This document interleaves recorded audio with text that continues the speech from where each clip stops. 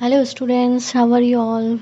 Welcome to our channel We Can. I'm your teacher Jani Khan. Today we will discuss the question answer of chapter number 6 of history, social, economic and cultural impact of the British rule. So let's start with the very short question answer. Okay. Question number first is make a list of the manufacturing centers of handicrafts in India. So, which were the manufacturing centers of handicrafts in India? And they were Dhaka, Surat, and Murshidabad were the famous manufacturing center of handicrafts in India. Okay, what led to the deterioration of agriculture in India?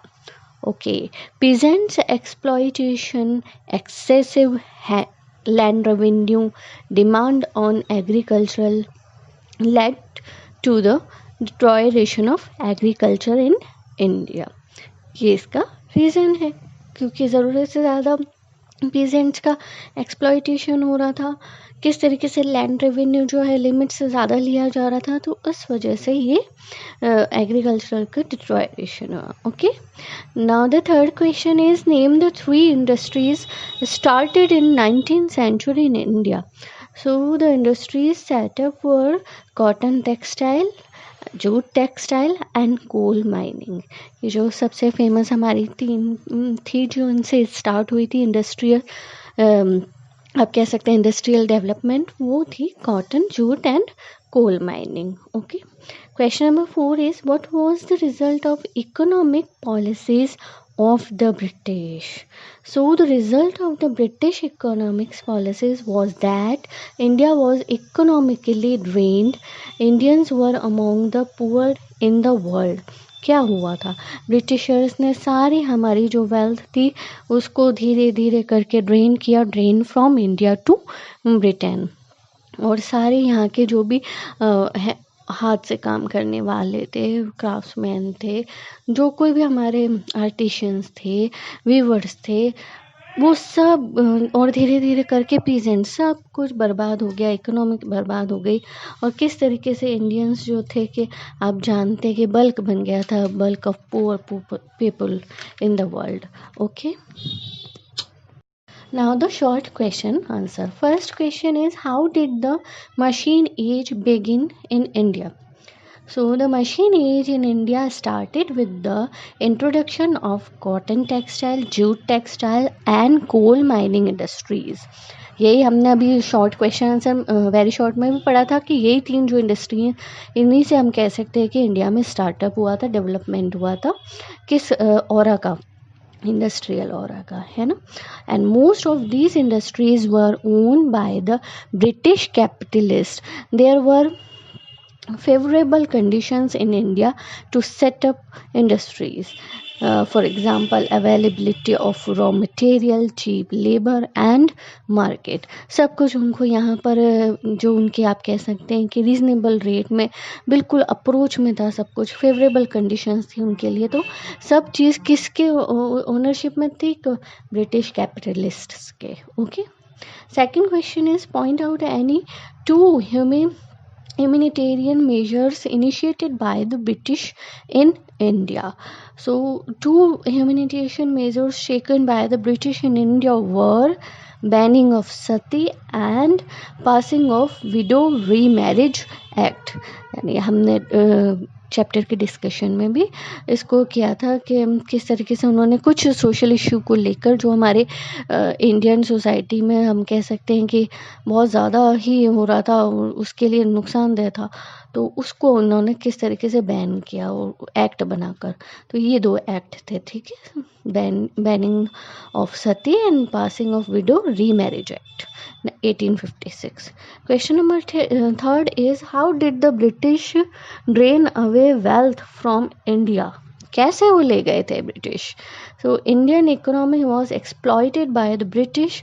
They drained the Indian wealth by taking control of raw materials available in India and selling back the manufactured goods in Indian market. यानी यहीं से raw material ले जाकर Britain में तैयार करके machine made goods को यहाँ के मार्केट में, इंडियन मार्केट में या और भी जो भी उनके कॉलोनियल एरिया थे उस मार्केट में हाई रेट्स पे बेचना विदाउट एनी इम्पोर्ट ड्यूटी. तो इस तरीके से उन्होंने एक्सप्लॉइट किया और किस एक्सपेंशन किया अपने बिजनेस को, इंडस्ट्रीज को. So the question number 4 is, how did the development of modern transport prove beneficial for the British? So modern means of transport helped Britishers carry raw materials and manufactured goods quickly to far off places. Railways and roads helped them to establish control over Indian territories, and it also enabled them to ensure easy and quick movement of their army. बहुत important 2 point है बेटा कि किस तरीके से ये जो उन्होंने मॉडर्न ट्रांसपोर्ट का डेवलपमेंट किया था. ऑफ कोर्स उनमें कहीं ना कहीं ब्रिटिशर्स का ही बेनिफिट छुपा हुआ था. और क्या उनके लिए ये था कि सबसे पहले तो वो जो बिजनेस कर रहे हैं यहाँ से वेल्थ ड्रेन हो रही है, तो कितना डाइवर्स एरिया है इंडिया का आपको मालूम है. तो बहुत दूर दूर तक अप्रोच करने के लिए उन्होंने इस चीज़ को डेवलप किया कि अभी तो जो मार्केट है वो तो है ही, और मार्केट हमें अवेलेबल होना चाहिए यहीं पर ही. तो उसके लिए उन्होंने इस ट्रांसपोर्टेशन को डेवलप किया. और उसके अलावा रेलवेज़ और रोड्स जो डेवलप हुई थी उनको इंडियन टेरिटरीज़ को कंट्रोल करने में बहुत हेल्प मिली. कैसे कि कहीं पे भी अगर रिबेलियन हो, कहीं पे भी कोई मूवमेंट हो, नेशनल मूवमेंट इनके अगेंस्ट कुछ भी हो, तो वो मतलब वेरी क्विकली बहुत इजीली जो है वहाँ पर अपनी आर्मी को अप्रोच करना पहुँचा सके उनके लिए, ठीक है ना, या उनको जो सामान चाहिए वो उनको पहुँचा सके. इसलिए उन्होंने ये डेवलपमेंट किया था. Now the long question answer. First question is, discuss the negative and positive impact of British education in India. So it was Macaulay who introduced the Western education in India. The Western education, like other things, had a positive and negative impact on the existing education system. यानी कि उस time India में जो कुछ भी education system exist करता था या रन करता था उसके लिए उन्होंने लॉर्ड मैकाले, हम पढ़ चुके हैं कि उन्होंने नया जो education system first of all introduce किया था in the India. So the first of all we discuss the positive impact. So the positive impact was that India came in close contact with the West. The new ideas and the concepts came to India. Many schools and colleges were opened. This system helped to eradicate some social evils. It was because of this education that our leaders struggled against the foreign rule and achieved independence. Of course, जो उसका fruitful result था वो हमारी independence थी after a very very long struggle. तो उसमें positive effect वहीं से ही आने शुरू हुए थे कि किस तरीके से वेस्ट कल्चर के, या वेस्ट आप कह सकते हैं कल्चर के अलावा उसकी जो भी उनकी हिस्ट्री थी, जो भी लिटरेचर था, जो भी उनके वो रहने सहने के तरीके, सोच के, उन सब के वो कांटेक्ट में आए कि नए आइडियाज़ मिले, कॉन्सेप्ट मिले, विज़न ब्रॉड हुआ उन लोगों का. किस तरीके से स्कूल कॉलेजेस खुले तो लैंग्वेज एक हुई, रीजनल लैंग्वेजेस से लोग कम आउट हुए, और किस तरीके से उनको कनेक्शन और कम्युनिकेशन का एक आप कह सकते हैं रिसोर्स मिला. और फिर जो सिस्टम था उससे सोशल लेवल्स जो कम हुए, अभी हमने पढ़ाई कई जो सिस्टम थे, रिचुअल्स थे, उनको बैन किया एक्ट बनाकर. तो इन सब ने हमारे सिस्टम सोशल सिस्टम को इम्प्रूव ही किया कहीं ना कहीं. तो उनके ना चाहते हुए भी हमें फ़ायदा हुआ. ये ऐसा नहीं कि उन्होंने हमारा फ़ायदा सोचा, उनके ना चाहते हुए भी ये फ़ायदा हुआ, ठीक है ना. And the negative impact was that this system discouraged and destroyed our culture and heritage. This system made us dependent on foreigners. We are still struggling to get rid of the evils of this system. Of course negative impact में तो उस time जो उन्होंने exploitation जो हद से ज़्यादा किया था वो तो था ही. उसका जो लॉन्ग टर्म कह सकते हो आप, इफ़ेक्ट आए, उससे अभी तक भी उबर नहीं पाई है इंडियन सोसाइटी जो है। उसके वो किस तरीके से उन्होंने धीरे धीरे करके कल्चर को, हेरिटेज को कहीं ना कहीं डिस्ट्रॉय किया है। ये इम्पैक्ट बहुत बुरा पड़ा है हमारे इंडियन कल्चर पे, ठीक है ना। Now the question number 2, how did the British try to remove social evils from India? Give 3 example. Okay, the British tried to eradicate the social evils prevailing in India. Our social reformers also helped the government in this regard. Some of the efforts made by the government in the field were, यानी कि social reformers जो they are from India, Indian से society से relate करते थे, फिर भी उन्होंने ब्रिटिशर्स की बात उन्हें पसंद आई कि यस ऑफ कोर्स ऐसा होना चाहिए, तो उन्होंने इसके लिए ब्रिटिश गवर्नमेंट को सपोर्ट किया। ब्रिटिश गवर्नमेंट ने किस तरीके से सपोर्ट किया, तो let's see. First of all, William Bentinck abolished sati. A law was made to ban it. It was made a punishable offence, means जो इस तरीके का काम करेगा उसको पनिशमेंट मिलेगी। किस तरह का काम, जो हमारे रिचुअल था सती प्रथा का, उसको बैन कर दिया गया। Now the second is the practice of female infanticide was also ban, यानी कि जो कन्या भ्रूण हत्या होती है, लड़कियों को मार दिया जाता है पैदा होते ही। इंडियन सोसाइटी में ऐसा था कि मार दिया जाता था, इसलिए तो जो हमारे पॉपुलेशन के गर्ल्स और बॉयज़ के रेशियो में इतना ज़्यादा डिफरेंस इसी वजह से आया है, लोगों के इस एप्टीट्यूड की वजह से, ठीक है ना। Now the third one is, an act was passed in 1856 which was enable the Hindu widow to remarry. Means जो हिंदू विडोज हो जाती थी उनको पुनर्विवाह का अधिकार नहीं था, रीमैरी के उनको राइट्स नहीं थे। वो जो है एक्ट पास करके ब्रिटिशर्स के थ्रू उनको प्रोवाइड कराएगी ये फैसिलिटी कि नहीं, उनको भी राइट है अगर वो करना चाहे तो। इट्स नॉट मैंडेटरी, बट अगर वो करना चाहे तो वो कर सकती हैं, ठीक है ना। ये था। Question number 3 is, point out the reasons for the ruin of craftsmen in India and how did this affect Indian economy. Okay, India was famous for its handicrafts since ancient times. But during British period, it suffered a lot. There were many factors responsible for its downfall. बहुत सारे reason है, उसमें से हम कुछ चीज़ों को पढ़ेंगे कि क्यों इस ज़्यादा हुआ। So the first one is,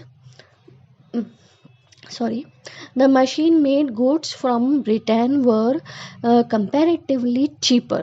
Indians and handicraft industry could not compete with these goods and perished gradually. सबसे पहली बात ये है कि जो हम जानते हैं कि रेवोल्यूशन हुआ था मशीन की वजह से, मशीन एज आई थी, उसकी जो रेवोल्यूशन हुआ था वहाँ प्रोडक्शन इतना ज़्यादा बढ़ गया था और उसकी रेट इतनी कम हो गई। उसके कंपैरिजन में इंडियन हैंडीक्राफ्ट से जो प्रोडक्ट्स और गुड्स तैयार होते थे, they were rich in comparison to machine made goods of Britain. तो इस वजह से क्या है कि मार्केट में लोग उस चीज़ को पसंद करने लगे कि यही तो है, थोड़ा सा ऊपर नीचे चलता है, ये वाला ले लेते हैं, ये कम रेट का है। अपने ही जो कंट्री के प्रोडक्ट्स को छोड़ के हम तो बाहर की चीज़ें यूज़ करते हैं, हम तो फॉरेन की चीज़ें यूज़ करते हैं। ये कॉन्सेप्ट तब से चला रहा है, ये तब बना और आज तक भी है। क्या इंडियन को कौन यूज़ करे, हम तो नेशनल, वो इंटरनेशनल यूज़ करते हैं, वो ब्रांड यूज़ करते हैं। ये कॉन्सेप्ट वहाँ से चला, आप कह सकते हैं कि किस तरीके से धीरे धीरे करके फिर इस इंडस्ट्री को बहुत ज़्यादा लॉस्ट हुआ, रुइंड हो गई in the end. And the second is, Indians rulers who protected and encouraged the Indian handicraft were losing their kingdoms. So the defeat of these rulers gave a big flow to these industries. जो Indian rulers थे, हमने इस chapter में भी discuss किया है कि किस तरीके से वो इनको सपोर्ट करते थे, इनको एंकरेज करते थे, इनकी चीज़ें खरीद कर एक्सपोर्ट करके इनको अपने, आप कह सकते हैं कि जो अपना महल में रखते थे इनको अपने साथ, कि देखो ये इतने टैलेंटेड हैं, 9 रत्न करके आपने सुना होगा कि ये इतने रत्न की तरह इतने इम्पोर्टेंट है। इस तरीके से उनको मतलब एंकरेज करते थे। जब उनको अपनी ही उन्होंने रूलरशिप में कंपनी किंगडम को नहीं संभाल सके तो अब इनको कैसे एंकरेज करते। तो ये काफ़ी मेन रीज़न आप कह सकते हैं। Now the question number 4 is, what were the factors that led to the stagnation and deterioration of Indian agriculture? So there were many factors which were responsible for the stagnation and deterioration of Indian agriculture. Some of these were, first one is, Indian peasants were compelled to grow the crops that the British needed, of course, and indigo cultivation is such an example of this kind of, यानी कि किस वजह से stagnation and deterioration हुआ Indian culture का। उसमें first of ये था कि वो कैश क्रॉप्स को जो है कल्टीवेट करवाना चाहते थे, जो कि इंडियन पीजेंट्स को उसका प्रॉफिट भी नहीं देना चाहते। और इंडियन पीजेंट्स की जो आप जानते ही हैं कि इसकी सॉइल की फर्टिलिटी पावर इससे कम हो जाती है, तो वो इसमें इंटरेस्टेड ही नहीं थे, लेकिन फिर भी उन्हें उगाना पड़ता था। Second one is the peasants were highly teased. The money lenders also charged high rate of interest on the loans taken from them, यानी कि उनका हाईली टैक्स उनके ऊपर बहुत ज़्यादा लगाने लग गए ब्रिटिशर्स ने, फिर ज़मींदारों ने, फिर मनी लेंडर्स ने, लैंडलॉर्ड्स ने, धीरे धीरे करके जनरेशन टू जनरेशन उनका जो टैक्स और लोन सिस्टम था वो चलने लगा। ये उनके एक आप कह सकते हैं डिटोरेशन का मेन पॉइंट था। और वो बेचारे पीजेंट्स जो थे वो इतने एजुकेटेड भी नहीं थे, समझते भी नहीं थे कि हाँ ठीक है उन्होंने लिख दिया तो ये बात सही है, उनका हिसाब सही है, ऐसा उनकी सोच थी। Okay, third point is the poor farmers could not bring improvement and the British government ignored the improvement. The zamindars did not take interest in the improvement, यानी कि उनके इम्प्रूवमेंट की तरफ किसी की मतलब किसी का भी ध्यान नहीं गया, किसी की भी तरफ से एफर्ट नहीं किया गया कि किस तरीके से मॉडर्नाइजेशन भी आना चाहिए, लेकिन उनको कोई फैसिलिटी अवेलेबल नहीं करवाएगी किसी की भी तरफ से, ना ब्रिटिश गवर्नमेंट, ना लैंडलॉर्डर्स, ना जमींदार्स, किसी ने इंटरेस्ट नहीं लिया, सबको अपने टैक्सेशन रेवेन्यू से ही मतलब था। Okay, question number 5 is what were the weakness in India's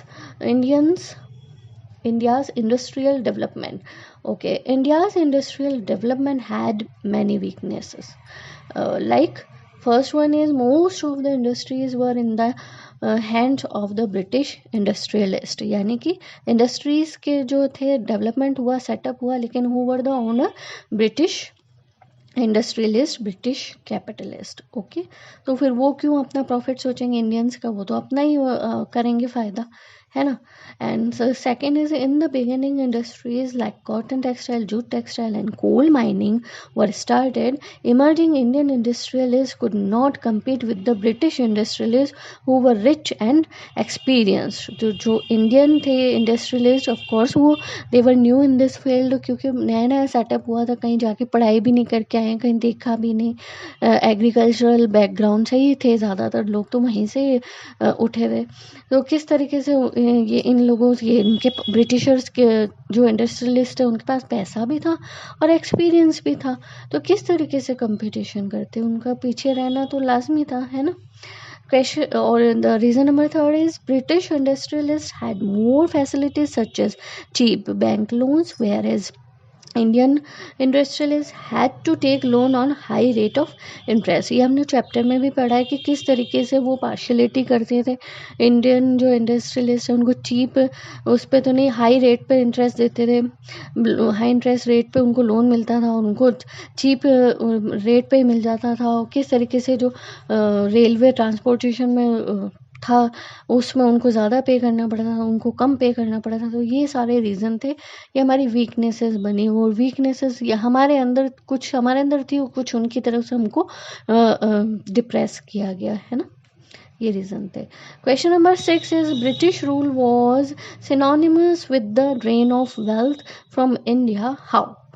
So the British rule in India is characterized by the plan and merciless you can say plunder of India's wealth.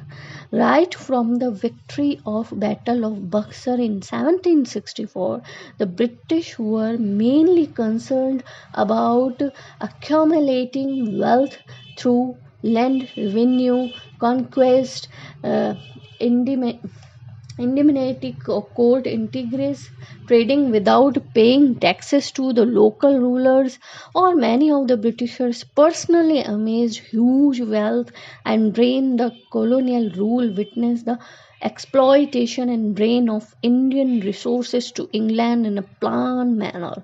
Means British rule ने किस तरीके से मतलब वो जो था wealth India की उसको ले गए यहाँ से, और मतलब ये सब कुछ मर्सीलेस था हम कह नहीं सकते कि कोई ह्यूमन बीइंग इस तरीके की हरकतें कर सकता है कि किसी को इतना ज़्यादा वो एक्सप्लॉइट करना, किसी को इतना ज़्यादा टॉर्चर करना, और ये सब कुछ प्लान था उनको पहले ईस्ट इंडिया कंपनी से, फिर उनको ब्रिटिश जो रूल थे वहाँ डायरेक्ट किंग की तरफ से सॉरी रूल होने लगा, तो उनकी तरफ से सब तरफ से उनको ये सपोर्ट था कि yes you are allowed to exploit them in a very in a such a cheapest way you can do this, बस हमें तो वेल्थ चाहिए। तो ये जो सोच थी उसने कहीं ना कहीं हमारे बस हम देख लीजिए बक्सर की जो बैटल ऑफ बक्सर हुई थी 1764 में, वो तब से शुरू हुए, जो जब तक यहाँ से गए नहीं वो तब तक यही करते रहे, और इतने सारे रीज़न थे उनके वेल्थ को यहाँ से ले जाने के। You can see that. Now the question number 7 is, once self-sufficient and flourishing, but the Indian industries struggled badly and almost ruined during the British rule. Why? Industries का अब हम बताया है कि क्यों किस तरह की वजह से पूरी तरीके से ruined हो गई। Not only इसमें गई डिफीट उसमें हुआ, लेकिन उस पूरी रोइंड होना एक बहुत बड़ी बात होती है। इतने सालों से एंशियंट टाइम से कोई इंडस्ट्रीज चली आ रही हैं किसी देश में, उसका रोइंड हो जाना, तो of course there would be some serious reasons. So let's discuss the indigenous industries were self-sufficient and flourished before the advent of the British rule in India. The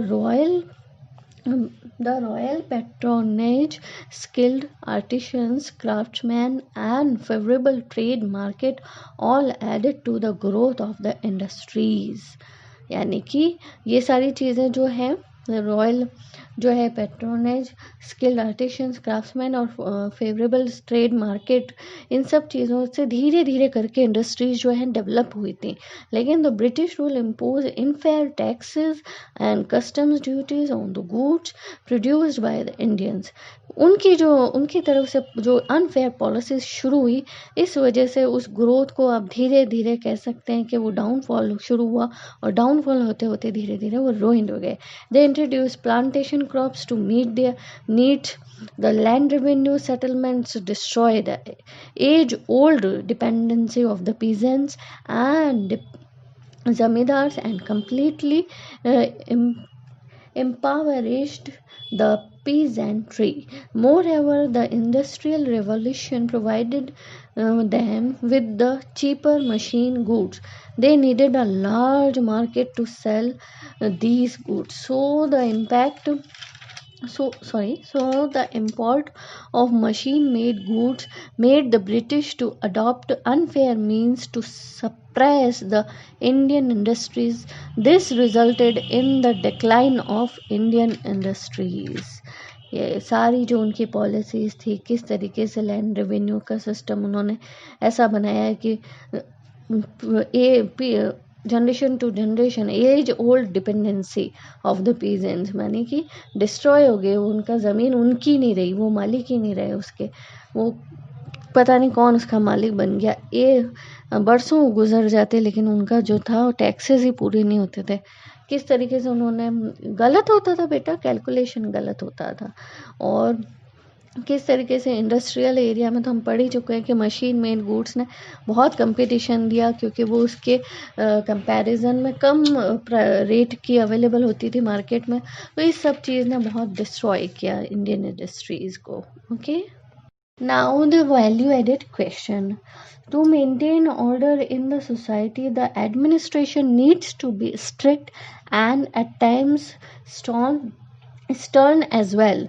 Do you agree with the statement? Give your view about the importance of abiding the laws. So, every human society is governed by certain rules and regulations. The administration should be strict and, if required, stern as well, as it is necessary to keep order in the society. People often have the tendency to break laws. In such cases, the administration should be given uh, adequate power to deal with the public means जो हम देख रहे हैं आजकल अपने आसपास की society में सराउंडिंग, अब जो एनवायरनमेंट देख रहे हैं सोसाइटी में जो चल रहा है, उसको देखकर ये क्वेश्चन आपके व्यूज़ पूछे हैं कि क्या ये जो है गवर्नमेंट का रवैया है वो सही है। सोसाइटी में जो इस तरीके से इतनी चीज़ें लॉ एंड ऑर्डर के ख़िलाफ़ हो रही हैं और फिर भी हम कुछ नहीं कर पा रहे हैं, तो गवर्नमेंट को स्ट्रिक्ट होना चाहिए और ज़्यादा स्टर्न होना चाहिए। इसके लिए और क्या-क्या गवर्नमेंट को पावर देनी चाहिए, लोकल उस पे जो लोकल बॉडी को और पावर देनी चाहिए, तब हम इस चीज़ को कंट्रोल कर सकें। क्योंकि सेंटर में बैठा हुआ बंदे को नहीं पता होता है कि लोकल जो है पीपल है, लोकल सिचुएशन है, उसमें क्या प्रॉब्लम चल रही है, क्या उनको फेस करना पड़ रहा है। हर जगह की देखो अलग-अलग होती है, तो किस तरीके से उनको पावर जो है और देनी चाहिए एडमिनिस्ट्रेशन को। एडमिनिस्ट्रेशन जो होता है लोकल बॉडी, उसको और पावर देकर हम we can control this kind of attitude in the society, and we can maintain the law and order in the society. Hope you understand the chapter. If you like the video, please like, subscribe and share. Goodbye, have a nice day ahead.